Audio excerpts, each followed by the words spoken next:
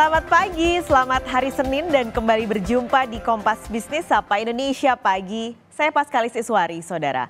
Pusat Pelaporan dan Analisis Transaksi Keuangan atau PPATK mengklarifikasi temuan 36,67% anggaran proyek strategis nasional ini masuk ke kantong aparatur sipil negara dan politisi. PPATK mengatakan dana dugaan bancakan hanya dari satu proyek. Sebelumnya PPATK menemukan ada 36%-an dana yang teridentifikasi terkait kegiatan operasional pembangunan. Namun sepertiga lainnya atau sekitar 36,67% ini masuk ke kantong pribadi mulai dari ASN hingga politisi diduga dipakai untuk kepentingan pribadi. PPATK mengamati, mencermati, melakukan analisis mendalam. Terdapat sebesar 36,81% dari total dana masuk ke rekening subkontraktor yang dapat diidentifikasikan sebagai transaksi yang terkait dengan kegiatan operasional pembangunan. Sedangkan sekitar 36,67% diduga digunakan untuk pembangunan yang tidak digunakan untuk pembangunan proyek tersebut. Artinya ini digunakan untuk kepentingan pribadi. Hasil pemeriksaan mendalam terhadap transaksi yang tidak terkait dengan pembangunan proyek teridentifikasi mengalir ke pihak-pihak yang memiliki profil sebagai aparatur sipil nasional, politikus, serta dilakukan pembelian aset dan investasi oleh para pelaku. Terkait dengan proyek infrastruktur, kami secara khusus sudah koordinasi dengan Kemen BUMN ya, dan sudah dilakukan pembahasan, bahkan sudah bertemu dengan para pengampu dari perusahaan-perusahaan BUMN di bidang karya.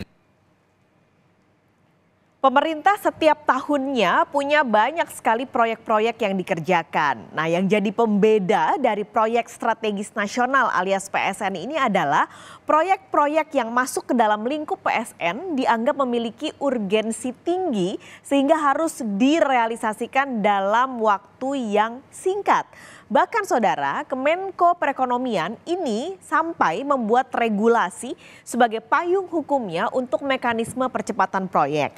Nah, sebenarnya apa sih kriteria untuk menentukan proyek ini bisa masuk PSN atau tidak begitu? Ada beberapa kriteria yang kami ambil dari KPPIP. Ini adalah beberapa kriteria yang disampaikan. Yang pertama, proyek harus sejalan dengan rencana jangka pendek dan menengah nasional ataupun daerah. Lalu yang kedua, tidak mengubah ruang terbuka hijau.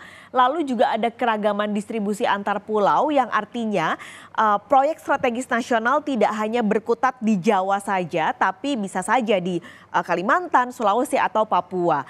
Nah, yang terakhir adalah nilai investasinya harus di atas 100 miliar rupiah. Artinya saudara, aliran dana yang ditemukan PPATK dan disinyalir masuk ke kantong ASN dan juga politisi adalah uang-uang pajak Anda yang dibutuhkan untuk proyek-proyek prioritas yang tadi saya sampaikan kriteria-kriterianya. Mungkin tadi PPATK merevisi ini hanya dari satu proyek, tapi sebenarnya nggak penting. Mau dari satu proyek, mau dari lebih dari satu proyek, intinya aliran dana ini mengalir ke tempat yang salah. Kemenko Perekonomian juga mencatat dalam kurun waktu sekitar 7 tahun dari 2016 sampai 2023, pemerintah sudah merampungkan 190 proyek strategis nasional dan menelan investasi 475,4 triliun rupiah.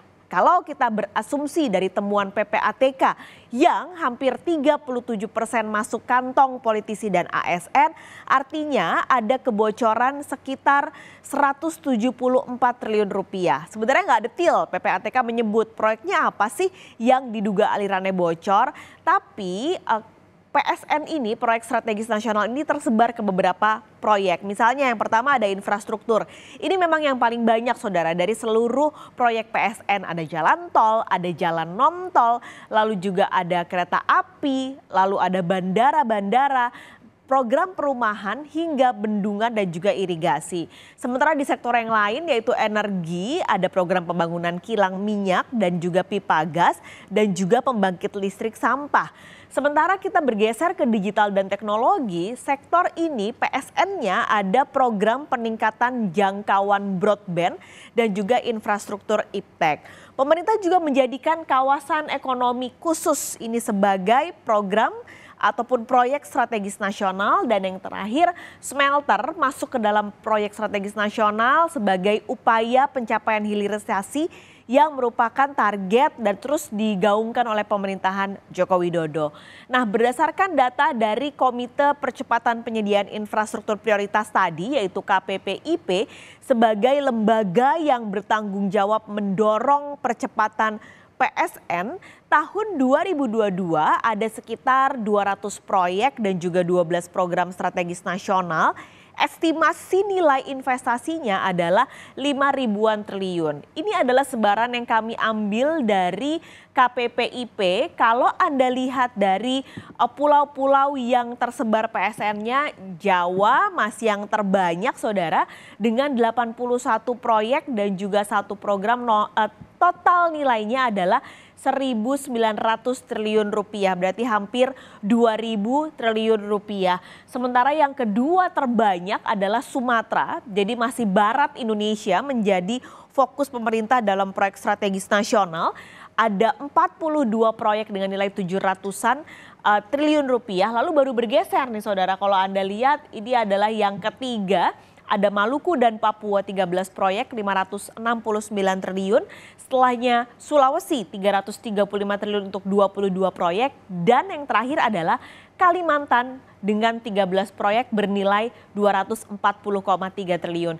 Ini adalah sebarannya dengan berbagai sektor yang sudah tadi saya sebutkan. Ada dari infrastruktur, jalan tol, bendungan, bahkan juga ada pembangunan sekolah yang merupakan dari sektor pendidikan.